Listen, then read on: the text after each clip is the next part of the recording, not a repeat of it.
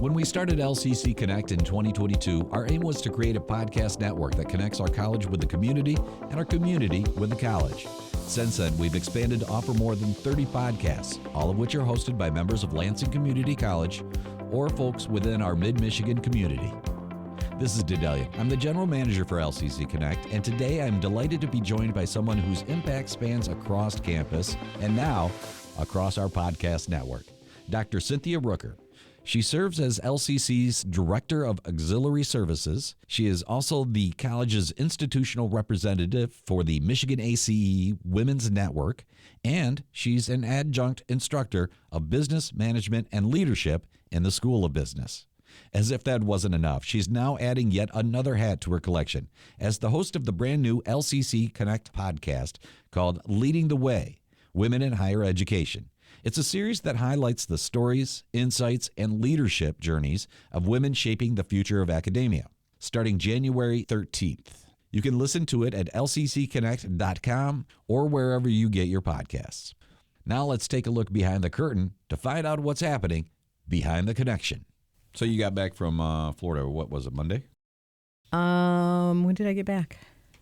Monday? Tuesday? Yeah, Maybe Tuesday. Monday. Tuesday, you're right. Well, Tuesday's the day I saw you, right? Tuesday. Yeah. So you got back from Florida on Tuesday. Monday afternoon, and then I came in on Tuesday. Gotcha. Yeah. So why were you down there again? Our daughter graduated with her doctorate in nurse research. That is absolutely awesome. It is. I mean, she's been in Tampa 7 years, something like that, and she's just done amazing. When she graduated from U of M nursing school, she was doing amazing things there. I mean, incredible. But when she graduated, she was like, Mom, I'm going to Florida. I am not going to take this cold anymore. And I'm in a career that I can go anywhere. So, yeah, she's in Tampa, Florida. I think her then friend, who's now her husband, had a little encouragement, behind that. But at that time, she was seeing somebody else. So, yeah, so now they've been married. It'll be 3 years. Going on 4 years. Very cool. Well, I'm assuming that you'll share this episode with her and that she'll listen at some point. So I'll say congratulations to you. Yeah. How did you feel when you actually got to go to the ceremony, right? Oh, yeah. So how'd you feel? I was just goosebumps. It was just incredible to see her. You know, it was a great accomplishment. She's just done so much, like I mentioned, but that's just such a milestone. You know, her perseverance, her commitment, the support that she received from her faculty, people that she works with as well. I mean, it takes a whole community, and she's just blossomed. She's just grown since she's been there too. She's an amazing daughter anyway, and she's just really networked. She's really used her networking skills to the highest level. She's just continues to reach out. I mean, education, professionally, personally, she's just done very, very well for herself. So very, very proud of her. And yeah, it's a milestone to celebrate that. It's not an easy task at all. So when she was going across and they hooded her, I'm just like, oh my God, that's just huge. Cause I can remember that. And it's just like, it's a long journey in so many different ways, but she's doing great things. Absolutely awesome, and congratulations again. Thank you. This is one of those things too that you and I have talked before, or we've known each other for quite a while, and then all of a sudden I hear somebody refer to you as Dr. Rooker. So when did you obtain your doctorate? That was 2019. Yeah. Because my mom wasn't here. She had passed that time. So Sorry that year, that. yeah. So thanks. 2019. Yeah, and so it's been a while. So was there a moment where you kind of felt connected to your daughter because you both shared this kind of same experience? Yeah, it was not something that she said, "Oh, this is what I always wanted to do." And I mean, the same for me. She has seen me as she was growing up. She has seen me get through my bachelor's, my master's. Yeah, she literally saw all the times that I would have class at night, and Dad's taking care of her and her brother, and I think it was my master's program. It was always the same night on a Monday night every week, and for whatever reason, Big Time Wrestling was on or something. She's like, and I gotta watch this with the guys, whatever, and so this goes way back because she was mid-90s, so But All right. So can you put a name with any of the big time wrestlers? That'll give us some perspective. Oh, Was Hogan still in the game at that time? Probably. I mean, I Wasn't like Iron Sheik territory, right? or Bobo Brazil, right? Right. Well, now you're really going back. Yeah. Oh yeah. Well, cool. Congratulations once again. Thank That's you. awesome. And actually, congratulations to you, because I don't think I ever had a chance to say it. Just like I said, all of a sudden we're in a meeting and one day somebody refers to you, Dr. Rooker, and I'm like, I had no idea. When was this? What happened? No. Thank you. And you do a lot of stuff here at the college. And feel free to correct me if I get any of these titles wrong. Director of Auxiliary Services, Michigan ACE representative, and you're also an adjunct faculty member. Is that correct? Yes. Yeah. Yes. So how do these different roles connect in your mind? How do they all kind of come together and seem to have a similarity? Yeah, they're all threaded. It all starts obviously with students.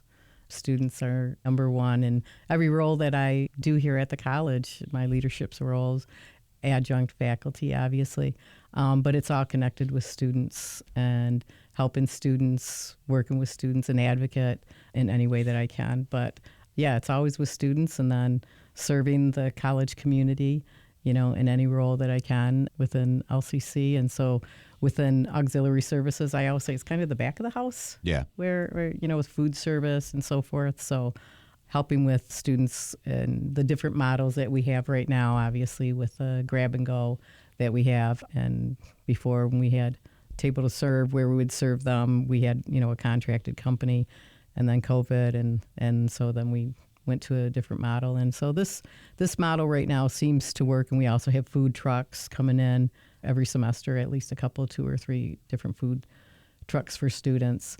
The thread of that is, servant leadership, students. I go back to communication, and serving the community as best. We'll say you go back to communication, because that was a question we talked about off mic. But yeah, you said that if you had a superpower, communication would be your superpower. Yeah. It's always a challenge sometimes, not always, but it can be a challenge on if I communicate something, it might be you might get a different perspective from it. So that's where, wow, if you could make sure that this communication is clear as can be. Exactly what it is that I want it to mean. Yes, that would be great. Although sometimes I think we're best guarding the thoughts that are going through our heads. So there is that. It's been 39 years? Is that what you said? 39 years? Something Am I like right? that, yeah. Or did you want me to? You want me to go ahead and edit that part out? You've been with the college for a long time. Since the first president. Yeah. Since So, Gannon, yeah. Is there some defining leadership moments that have shaped you over the years? You look back and you go, "Wow, that really has helped me to become who I am." I'd have to say some of the mentors that I've had through the years, and some of the leaders that have helped guide me through the years. Even some bosses where I know I'm not going to be that kind of a boss, that kind of thing. What you're not going to be, and what you will, and then to take some other leadership traits from other leaders that definitely I want to continue. So I think mentorship and some of the good leaders that I've had throughout my career that I've watched and kind of tapped into. So that has helped me, I think, through the years being here. Yeah, I guess I could see that. We were talking a little bit about some of the leaders off mic, and I think the current administration is doing a great job. Mm-hmm. And I know that in some ways that's connected to the Michigan ACE as far as how you got involved. Is that correct? Absolutely, yeah. And Dr. Selena Samuel, she's definitely one of the leaders that has helped me to get more involved with Michigan ACE, and I attribute a lot to her leadership, her vision. She's been phenomenal in all of this, and it's just been a real honor to work with her, putting on the conference and then some of the Michigan ACE events that we have on campus. And she's just great to work with, because she's got this, vision of what she wants it to be like. And sometimes it'll be like, okay, let's come to reality. Let's really talk about this. Is this something we can do, or and we'll put pieces together here and there. But she's just been great. She's phenomenal to work with. I holistically love working with her. She's just great. So, yeah. Cool. And I love the fact that you've actually kind of, in some ways, created a podcast based on the concept. Mm-hmm. We will get to that in just a moment. But, of course, Michigan ACE focuses on elevating women as leaders, right? Right. So what exactly drew you to the work that the organization does? Like, what made you look at it and go, I really like what this organization's about? And I do. I really like how they encourage women, they support women and help them and guide them to, if they want to pursue something different within their careers, meet them basically where they're at, right? So as far as with this podcast, it came to my mind basically because I listen to podcasts every day on my way in and on my way home, and I learn from them. I connect with some of those people that I'm listening to. I mean, some of the stories are just heart-wrenching. And then the courage that a lot of people have to tell their story where millions of people are listening to some of these podcasts, right? And so when we were talking about, like something in reference to Michigan ACE and women in leadership roles, what else can we do for them, was like, well, let's tell their stories. Mm-hmm. Let's get their voices heard. Amplify and tell their story of where they're at, what's going on in education. So that's where it really came from, was, I think we need to tell some of these stories, and let's talk about this. People love podcasts, right? They've been around for a while, but I'm definitely a fan of podcasts. Yeah. Well, you managed to unpack probably the next 2 to 3 questions that I really kind of wanted to ask, which is perfectly fine.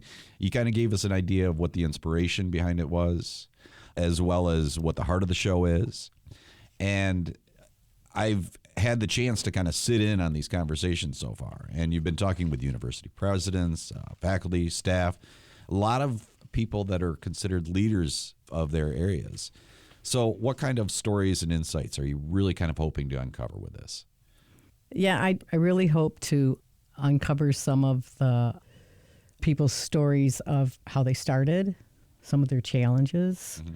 and so that it resonates with others, people that are listening, so they can feel like, oh, that could be me.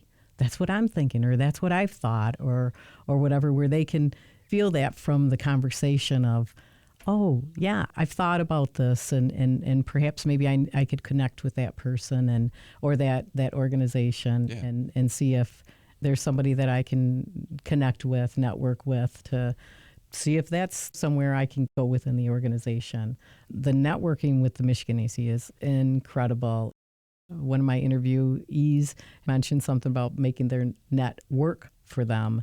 And so that is very true, and it has happened with many people that I've talked with and work with within Michigan ACE, which is great. Well, and you mentioned earlier that you were kind of hoping to get the stories of those people out there, and you kind of grazed over a little bit earlier, so I'm going to go back to that in some manner. We were talking about how there have been various leaders over the years that have inspired you to become who you are. So I suppose this would be the moment where if you had to pick one of those people, who would you highlight at this moment? Yeah. Be it male or female, whoever it is that you have found to be an inspiration to be a leader, that you've personally known. That isn't a secret when I tell people. Yeah. Dr. Glenn Cerny. Okay. He was here at LCC before he became president. He's president of Schoolcraft Community College right now. And years back when he worked here at LCC, he also taught, I believe it was a management type class. When I was in the Northwood program, I took his class. It was an evening class, and I learned so much from him. In addition to that, I also worked with him on one of the committees. So I'm taking a class from him, and I'm working with him during the day. So we were able to get to know each other through work and then also through the coursework. And he encouraged me to apply for the mail services supervisor at the time. And I remember saying to him, I don't know anything about postage or USPS, but the cost of a stamp. And he said, no, you know management. He said, no, I want you to apply for that position. So I did, and I would not have done that. And that encouraged me, and I got that position, and it went from there. And then there were others along the way, because after I got my master's, then there was another colleague that encouraged me to apply for an online instructor, which I thought, I don't know that I could do that either. And then we talked about it, and it was taking the coursework for online teaching.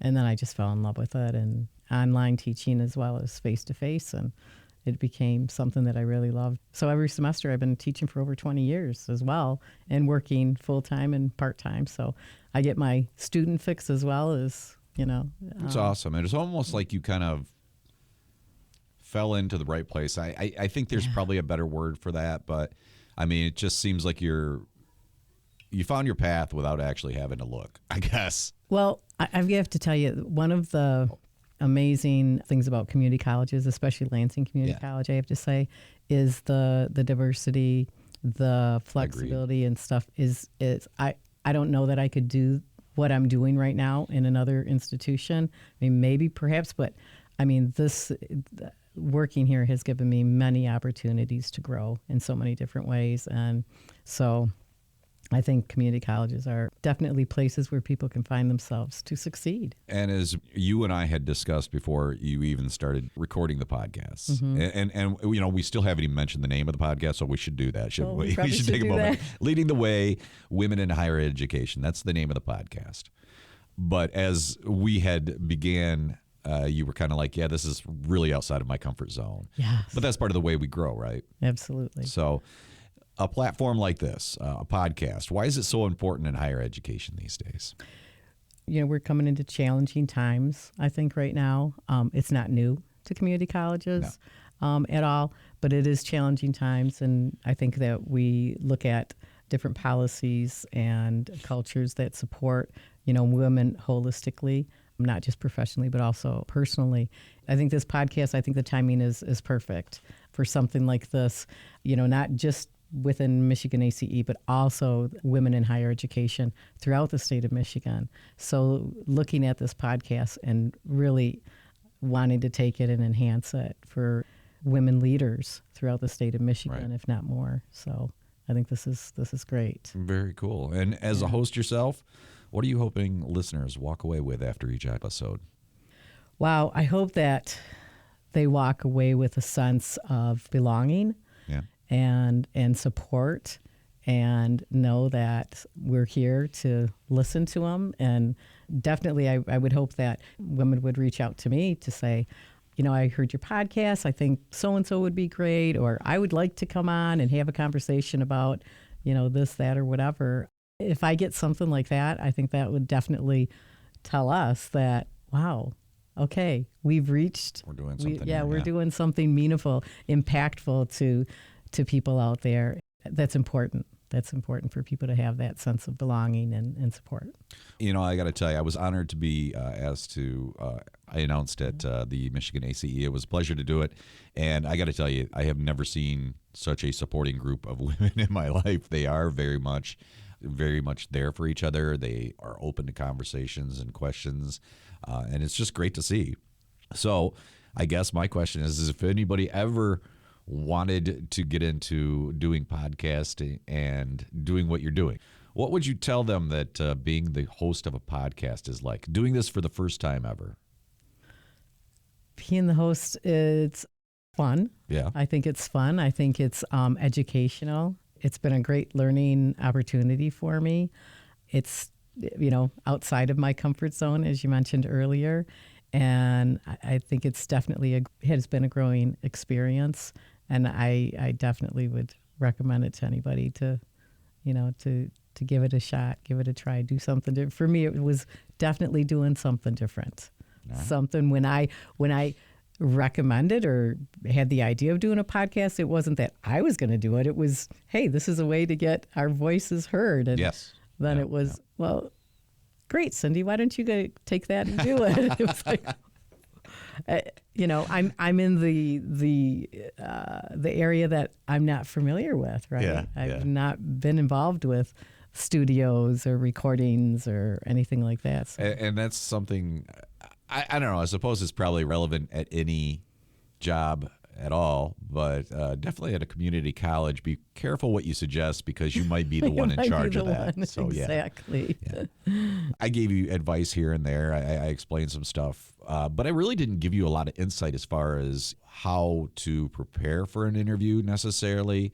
I will offer advice to people who ask, but you didn't really ask. So how do you prepare for an interview? Do you usually do a lot of heavy research, or do you focus more on the conversation itself? So I'll do some research on the person and see where they're at and what experiences that they've had. And I will also definitely look at, going over what type of questions, what do we want to know, not getting too in depth, but perhaps the conversation could go a little bit deeper.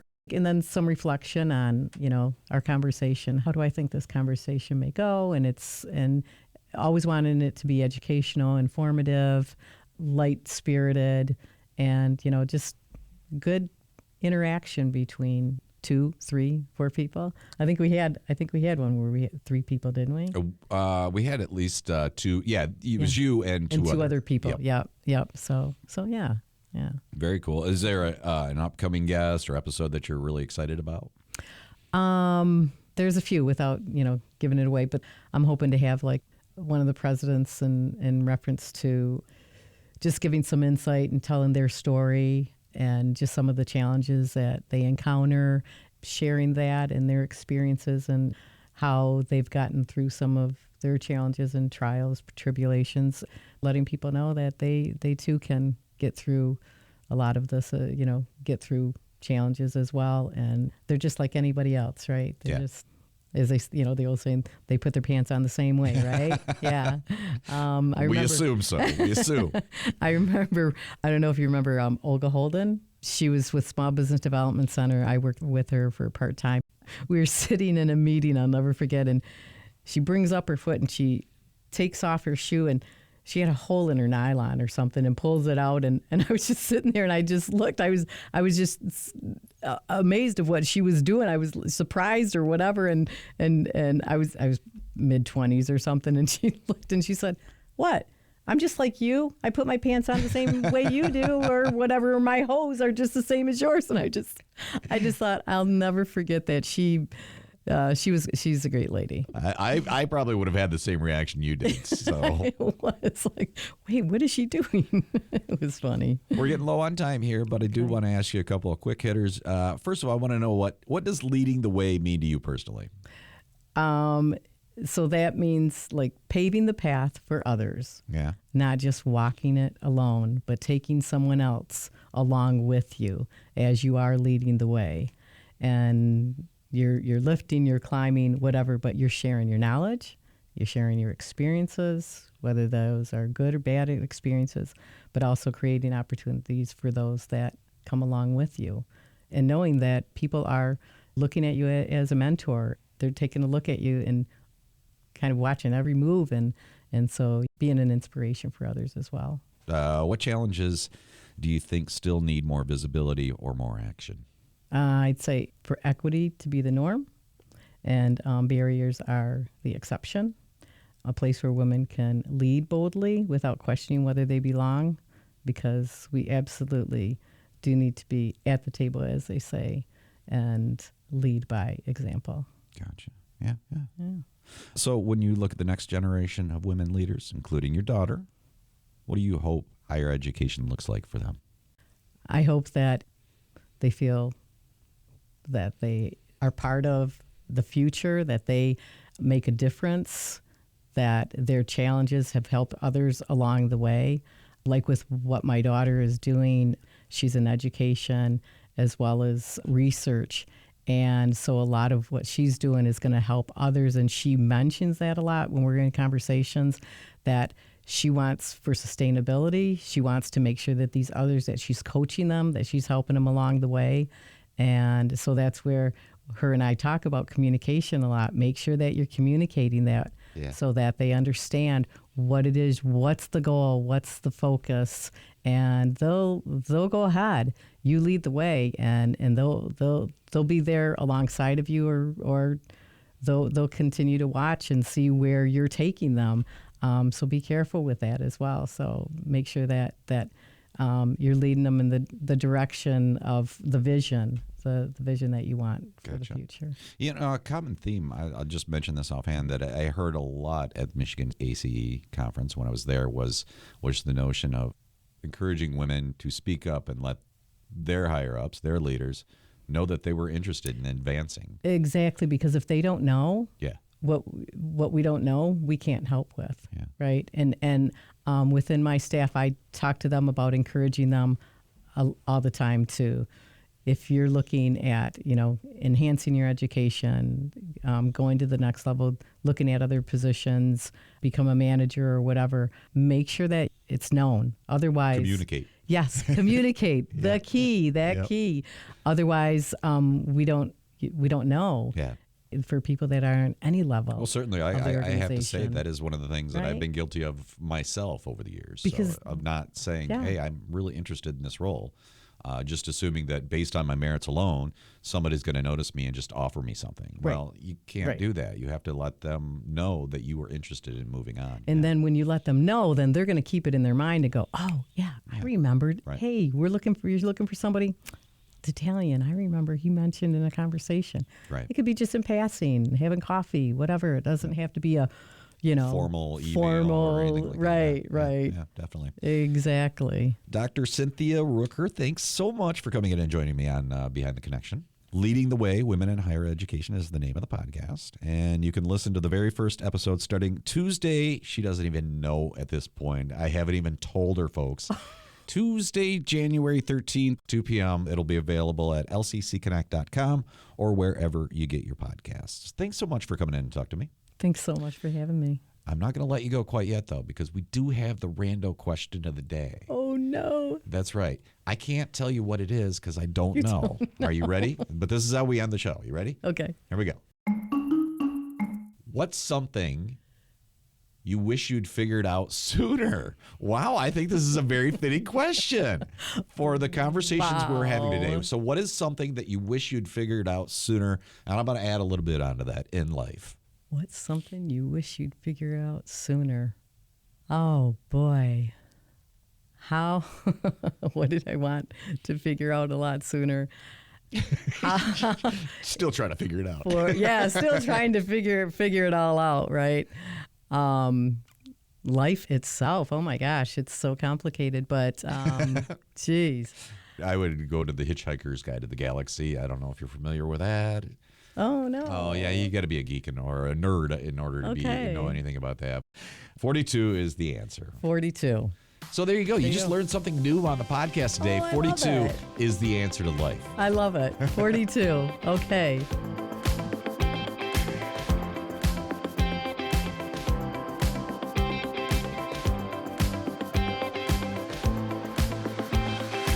Where's the peck of pickled peppers Peter Piper picked? There you go. I don't have the applause button here, so yay. You get to keep that. You get to take that home. That's your prize for the day. Oh, this is great. I love this prize. Peter Piper picked. This is LCC Connect. Voices. Vibes. Vision.